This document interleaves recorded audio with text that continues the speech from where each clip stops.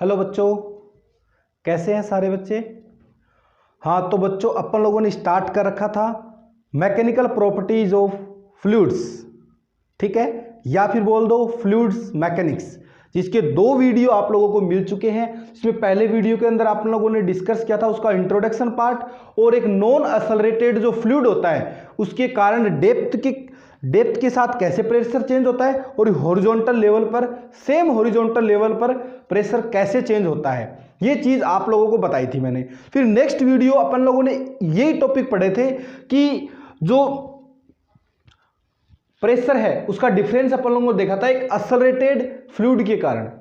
जब fluid accelerated हो, moving fluid हो, मतलब एक कंटेनर है जिसके अंदर फ्लूइड रखा है, वो कंटेनर को अपन ने किसी गाड़ी के अंदर रख रखा है, किसी कार में रख रखा है, ठीक है, तो वो एक्सेलरेटेड फ्लूइड, उसके कारण प्रेशर डिफरेंस अपन लोगों ने देखा था और अच्छे अच्छे क्वेश्चंस भी किए थे। आज बहुत ही मजेदार सा टॉपिक लेके आया हूं आप लोगों के लिए, बहुत आसान भी है, तो आप लोग बिल्कुल आराम से बैठो और देखो, ठीक है। सबसे पहला अपना जो टॉपिक होगा, इसके अंदर अपन 2-3 छोटे छोटे टॉपिक्स पढ़ेंगे और उन पे बेस्ड छोटे छोटे न्यूमेरिकल्स करेंगे। बहुत ही आसान सा है, आप लोग चाहो तो इसको स्पीड में भी देख सकते हो वीडियो को, राइट। तो देखो, सबसे पहला अपना जो टॉपिक होगा इसके अंदर बहुत ही छोटा सा टॉपिक है, वो एटमॉस्फेरिक प्रेशर है। एटमॉस्फेरिक प्रेशर, ये क्या बला है, ये क्या चीज है, सबसे पहले अपन लोग इसकी बात करते हैं। तो एटमॉस्फेरिक प्रेशर कौन सा होता है, सबसे पहले मेरे को बताओ प्रेशर क्या बताया था मैंने आप लोगों को। प्रेशर मैंने बताया था कि एक यूनिट सरफेस एरिया, एक यूनिट एरिया पर जो परपेंडिकुलर फोर्स लगता है उसको अपन लोगों ने प्रेशर बोला था। यानी ये एक एरिया है, इस पर ये जो परपेंडिकुलर मैंने ऐसे फोर्स इस पर लगाया, ये फोर्स इस पर कितना लग रहा है एक यूनिट एरिया पर, ठीक है, वो अपन ने बोला था प्रेशर। क्योंकि प्रेशर अपने पास में आया था P = F/A। अगर ये जो एरिया है इसको अगर मैं 1 ले लूं, 1 मीटर स्क्वायर यानी यूनिट ले लिया, या बोल दो यूनिट एरिया, तो यहां से P = क्या आ गया था, F आ गया था। आया था कि नहीं आया था। तो अपन ने इसकी डेफिनेशन बोली थी कि एक unit area, force applied on a unit area is called pressure. एक यूनिट एरिया पर जितना फोर्स अप्लाई होता है उसको अपन बोलते हैं प्रेशर बोलते हैं। अब बात आई है एटमॉस्फेरिक प्रेशर की। तो एटमॉस्फेयर का जो लेयर्स होती है, एटमॉस्फेयर के अंदर जो लेयर्स होती हैं, वो लेयर्स एक यूनिट एरिया पर अर्थ की सरफेस पे, या फिर कोई ऑब्जेक्ट है उसके यूनिट एरिया पर, जैसे मैं खड़ा हुआ हूं, मेरे यूनिट एरिया पर एटमॉस्फेयर की लेयर्स द्वारा जो फोर्स लगाया जाता है, जो दबाव डाला जाता है, उस दबाव को अपन बोलते हैं बच्चों क्या, एटमॉस्फेरिक प्रेशर, ठीक है। जो अर्थ की लेयर्स है, दोबारा से सुन लो, ठीक है, अर्थ की जो लेयर्स है वो एक यूनिट एरिया पर, अर्थ में जो एटमॉस्फेयर में जो लेयर्स है वो एक यूनिट एरिया पर जितना फोर्स अप्लाई करती है, जितना दबाव डालती है, उसको अपन बोलते हैं प्रेशर, एटमॉस्फेरिक प्रेशर। अब अपन कहीं भी किसी भी जगह कहीं पर भी एटमॉस्फेरिक प्रेशर का पता कैसे करेंगे, तो वो पता करने के लिए बच्चों अपन एक काम में लेते हैं, एक उपकरण, एक डिवाइस काम में लेते हैं, जिसको अपन बोलते हैं बैरोमीटर, जिसे टोरसेली ने डिस्कवर किया था, और वो जिसको टोरसेली बैरोमीटर भी बोला जा सकता है, डायरेक्ट अपन बैरोमीटर भी बोल सकते हैं। वो जो बैरोमीटर है वो एक डिवाइस है, ठीक है, जिसके द्वारा अपन लोग एटमॉस्फेरिक प्रेशर का मेजरमेंट करते हैं। किसी जगह पर एटमॉस्फेरिक प्रेशर निकालना हो तो अपन क्या काम में लेते हैं, बैरोमीटर काम में लेते हैं। तो अगला अपना जो टॉपिक है बच्चों वो है बैरोमीटर। बैरोमीटर, ये जो बैरोमीटर होता है ये क्या करता है, मेजर्स द एटमॉस्फेरिक प्रेशर, ठीक है, मेजर द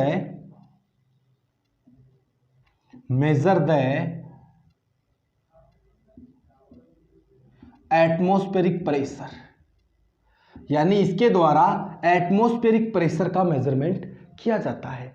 इसे बच्चों डिस्कवर किया था टोरसेली ने,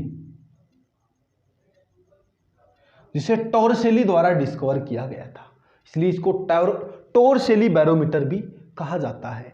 अब ये क्या बला है, क्या चीज है, तो चलो देखते हैं। मेरे पास एक कंटेनर लिया मैंने बच्चों, मैंने एक कंटेनर लिया, ये एक कंटेनर है, राइट। इसके अंदर मैंने मरकरी भर दिया, इस कंटेनर को मैंने मरकरी से भर रखा है, राइट। इस कंटेनर में मरकरी डाल रखी है मैंने इसे, ठीक है। इस कंटेनर के अंदर ये मरकरी डाल रखी है। क्या है बच्चों इसके अंदर? मरकरी, ठीक है। जिसकी जो डेंसिटी है वो मैंने ले ली रो, इसकी डेंसिटी क्या है? रो है, राइट।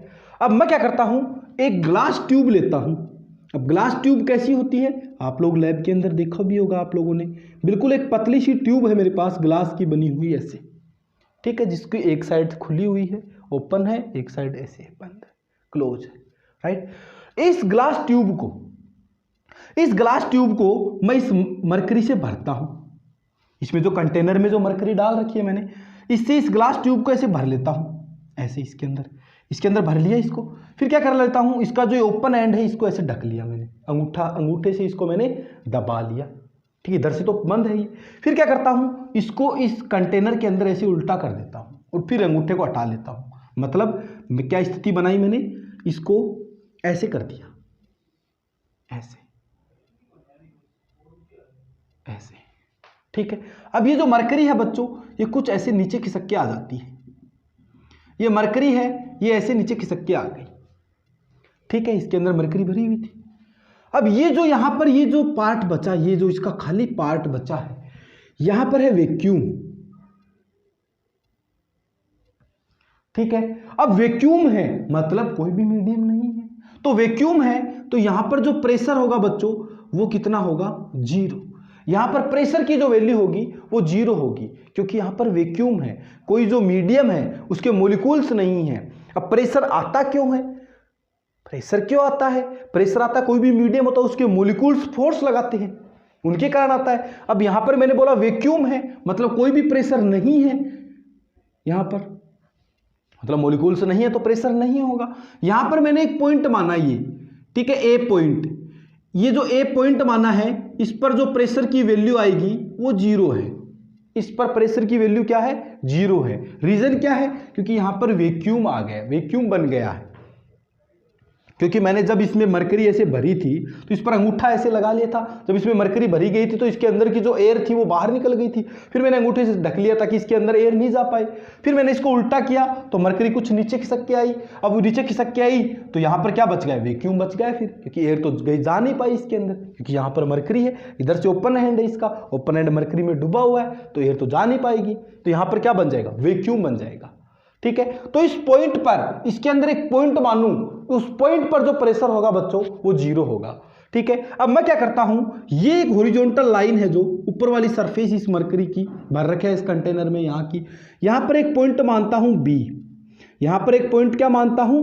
B पॉइंट मानता हूं, ठीक है। और यहां एक पॉइंट मान लेता हूं, इसके अंदर एक पॉइंट C मान लेता हूं, एक पॉइंट C मान लिया मैंने।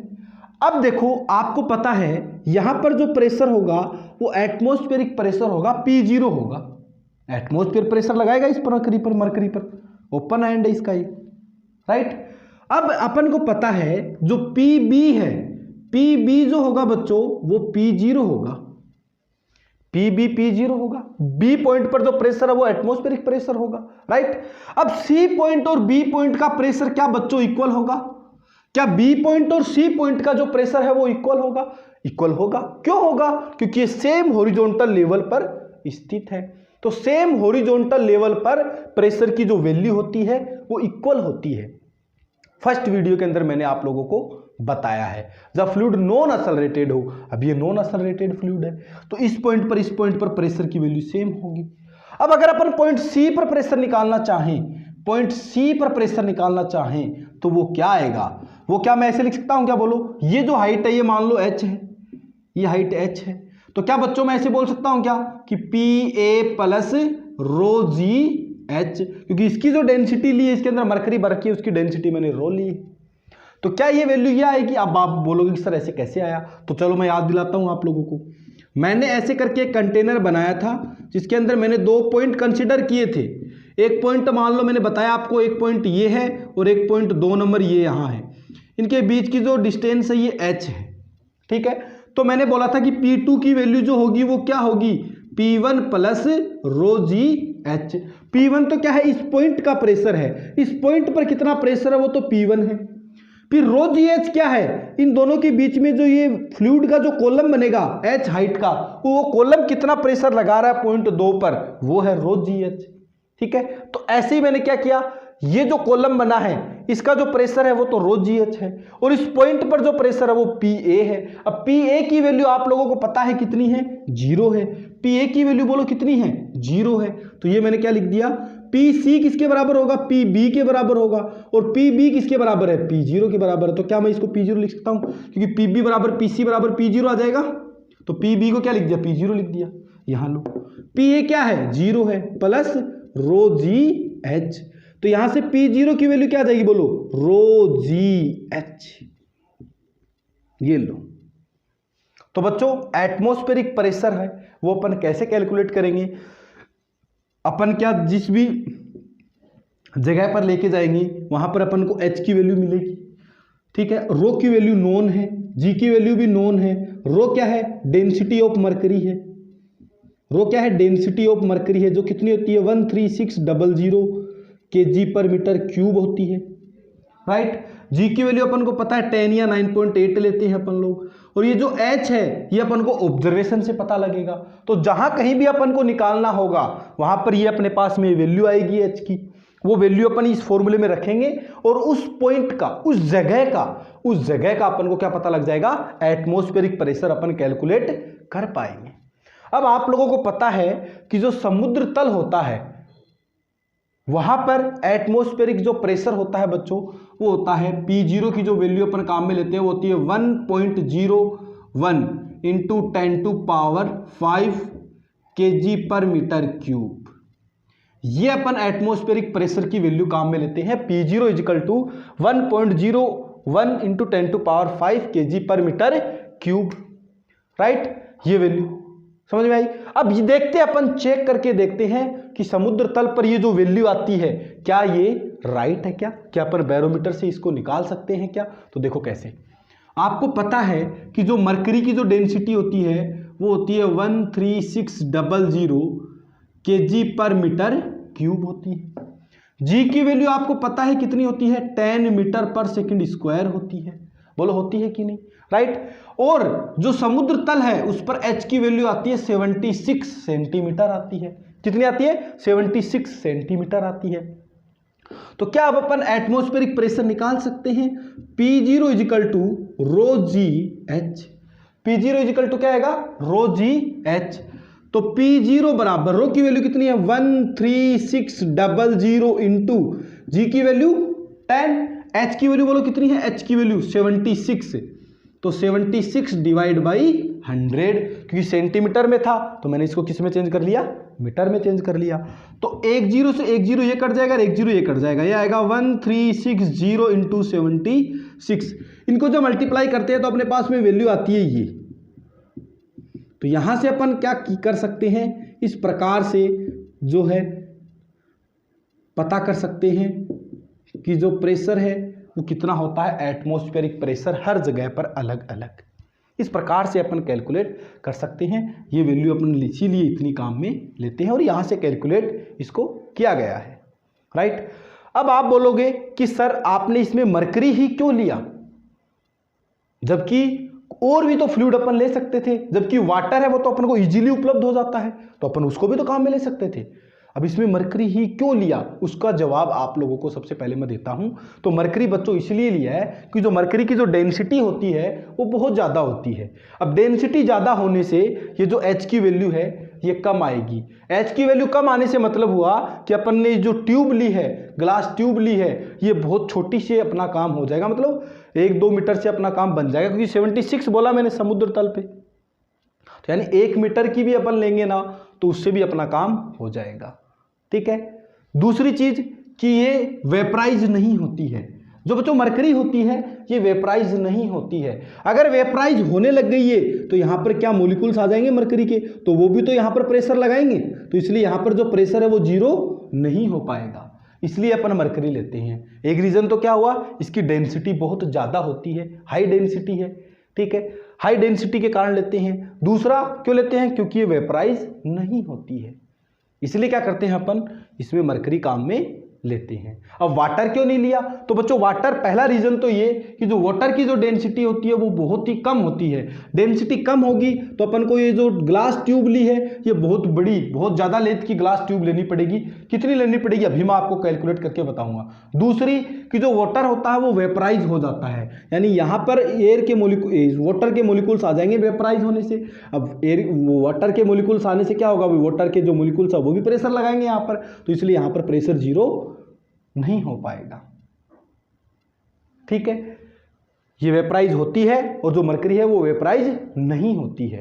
वेपराइज नहीं होने से यहां पर मॉलिक्यूल्स नहीं आ पाते हैं, राइट, ये बात। अब मैंने आपको बताया कि इसकी डेंसिटी ज्यादा होती है। डेंसिटी ज्यादा होने से क्या होगा, देखो जो वाटर की जो डेंसिटी होती है बच्चों रो डब्ल्यू, वो होती है 10⁻³ kg/m³। अब H की वैल्यू अपन निकाल के चेक कर रहे हैं कि इसके लिए H की वैल्यू कितनी आएगी, इसके लिए H की वैल्यू कितनी आएगी। अब अपन को पता है एटमॉस्फेरिक प्रेशर अपन ने कैलकुलेट किया, इतना होता है कितना, 1.01 × 10⁵ इजिकल टू रो डब्ल्यू कितना है 10⁻³ इंटू जी कितना है 10 इंटू H निकालना चाह रहे हैं अपन, कितनी अपन को लेंथ की वो लेनी पड़ेगी। तो देखो 1.01 × 10⁵ इजिकल टू ये क्या बन जाएगा 10⁴ बन जाएगा, क्या 10 3 1 ये, ठीक है। इसको इधर लेके आएंगे तो डिवाइड में आएगा, divide by 10⁴ equal to H। तो ये 10⁴ से एक ये कट जाएगा, यहां बचेगा 1.01 × 10 इजिकल टू H।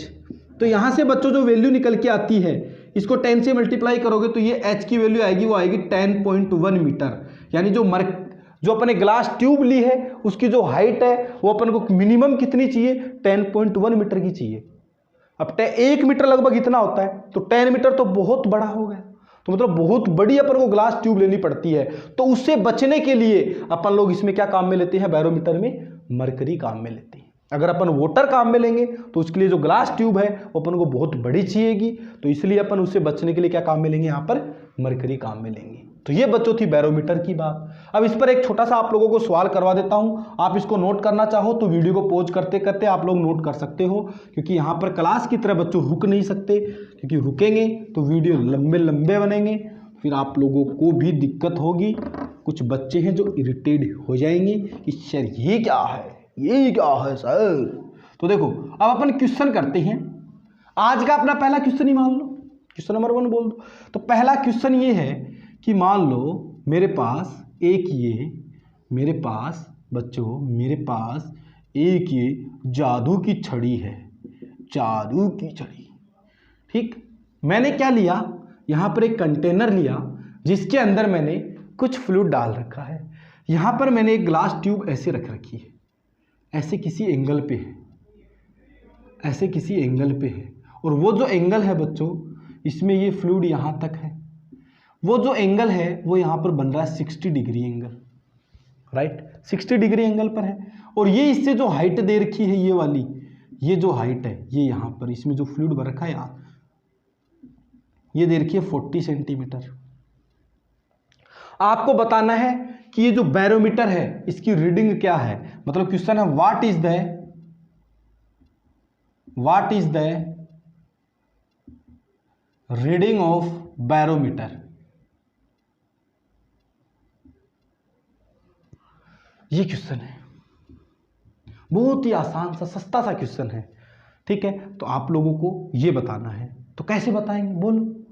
तो देखो बच्चों, मैंने आप लोगों को जो पहला वीडियो था उसके अंदर बताया था, एक क्वेश्चन अपन लोगों ने किया था एक, ठीक है। उसके अंदर मैंने बताया था कि जो फ्लूइड का जो प्रेशर है, जो भी पॉइंट है उन पर जो प्रेशर है वो जो अपन वेसल लेते हैं उसकी शेप पर डिपेंड नहीं करता है, कंटेनर की शेप पर डिपेंड नहीं करता है। अपन प्रेशर निकालते हैं तो वो बच्चों ऐसे निकालते हैं, रो GH से।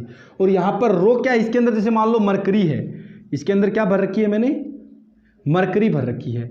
अब मरकरी की डेंसिटी आपको पता है कितनी होती है 13600 इंटू जी की वैल्यू 10 ले ली। अब यहाँ पर बात आएगी H की, क्योंकि बैरोमीटर ये मापता है, मेजर करता है, तो रो GH अभी अपन ने किया। तो रो की वैल्यू तो अपन को पता है, जी की वैल्यू पता, बात कहानी एच की आएगी। आप लोग बोलोगे कि सर अभी अभी अपन ने डेरिवेशन किया था, वो एक किया था, टॉपिक पढ़ा था अभी अभी अपन ने बैरोमीटर, उसके अंदर ये लेंथ अपन ने ली थी ऐसे, कितनी वो हाइट है वो, ठीक है। तो बच्चों ध्यान रखना, जब कभी भी इसको कितने भी एंगल पे, किसी भी एंगल पे इसको ऐसे रख रखा हो, किसी भी एंगल पे, अपन यहां पर ये जो हाइट काम में लेते हैं फॉर्मूले में, वो ये वाली हाइट लेते हैं, ये वाली हाइट।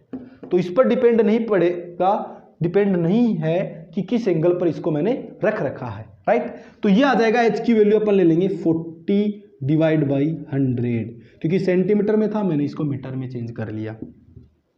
ये कट गया यहाँ से, एक जीरो ये कट गया और एक जीरो ये कट गया, ये क्या आ गया 13600 इंटू 4, तो 2 जीरो तो ये आ गए, 6 4 जा 24, 2 4 3 जा 12, 40, 14 1 और 5, ये आ गया 54,400 न्यूटन पर मीटर स्क्वायर। ये इतना प्रेशर आ गया।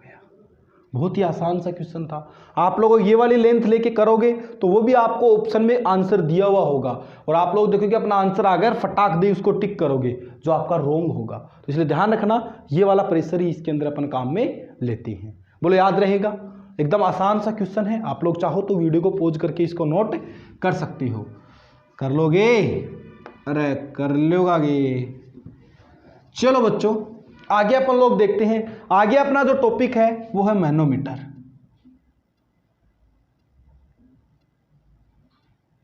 अब जो मैनोमीटर है वो क्या काम में लेते हैं? मैनोमीटर है बच्चों, वो गैस का प्रेशर मापने के लिए काम में लेते हैं, गैस का प्रेशर मेजरमेंट के लिए काम में लेते हैं, ठीक है।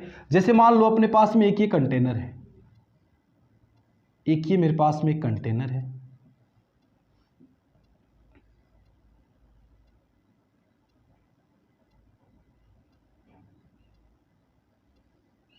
जिससे एक यूट्यूब को ऐसे कनेक्ट कर रखा है। यूट्यूब वो वाला यूट्यूब नहीं है झंडू हो, जिसके अंदर मैंने ऐसे एक यूट्यूब ये डाल रखी है, ये लो, ठीक है। ये इसके अंदर गैस के मॉलिक्यूल्स हैं। अब बच्चों जो गैस के मॉलिक्यूल्स होते हैं, ये गैस है, ये गैस, इसमें गैस भरी हुई है, इसके हर पॉइंट पर प्रेशर की वैल्यू इक्वल होगी। कोई भी 2 पॉइंट ले लो, यहां पर, यहां पर, यहां पर, यहां पर, यहां पर, कहीं भी हर पॉइंट पर प्रेशर की वैल्यू इक्वल होती है, जबकि लिक्विड में, फ्लूइड में ऐसा नहीं होता है। ये आप लोग देख चुके हो, ठीक है। मान लो इसके अंदर कोई फ्लूइड भरा हुआ है, ठीक है, कोई फ्लूइड है इसके अंदर, ठीक है, यहां तक, ठीक है।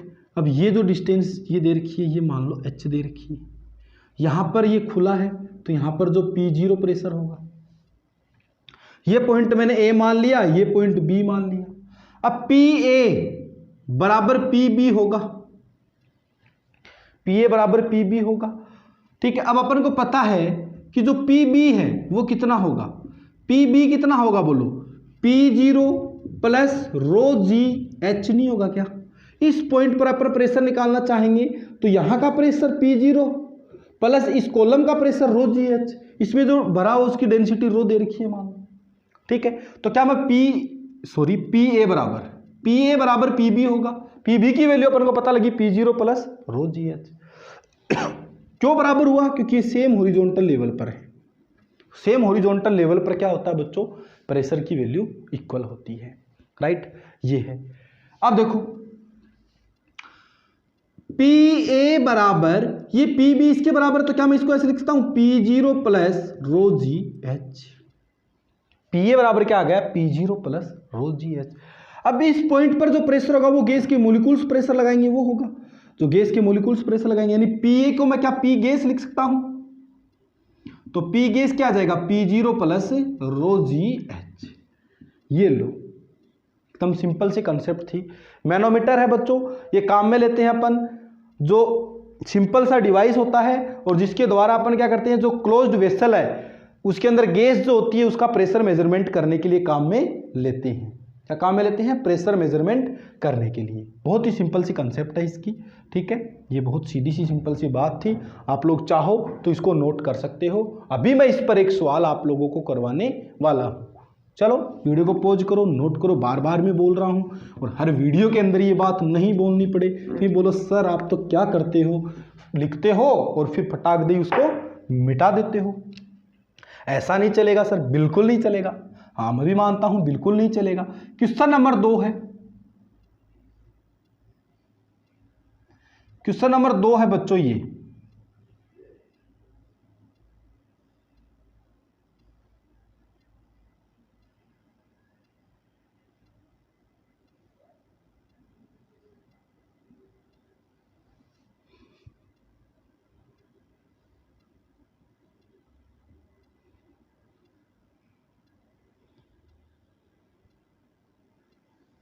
ये लो, यहाँ पर गैस भरी हुई है, इसके अंदर गैस है, ठीक है। यहाँ ये ऐसे लिक्विड है, इसके अंदर ये अपन ने कुछ फ्लूइड भर रखा है, ये गैस है इसके अंदर,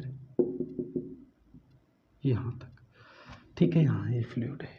ये जो हाइट दे रखी है मान लो, ये मेरे को दे रखी है 2 सेंटीमीटर, ठीक है। 2 सेंटीमीटर मान लो, 2 सेंटीमीटर बहुत छोटा हो जाएगा, 20 सेंटीमीटर है, 2 सेंटीमीटर है, एक ही बात है। और यहाँ से ये जो हाइट दे रखी है, ये मेरे को दे रखी है 60 सेंटीमीटर, राइट। और इसके अंदर मरकरी भरी हुई है, इसके अंदर क्या है, मरकरी है, ठीक है। आपको बताना है पी गैस, गैस का प्रेशर आप लोगों को बताना है। तो गैस का प्रेशर क्या होगा, यहाँ पर बच्चों P0 होगा, तो P0 plus rho g h, ठीक है। तो P0 कितना होता है बोलो, 1.01 इंटू 10⁵ प्लस रो कितना होगा 13600 इंटू जी की वैल्यू 10 इंटू, अब H कौन सा लेंगे अपन, यहाँ से ये लाइन ड्रॉ की मैंने हॉरिजॉन्टल।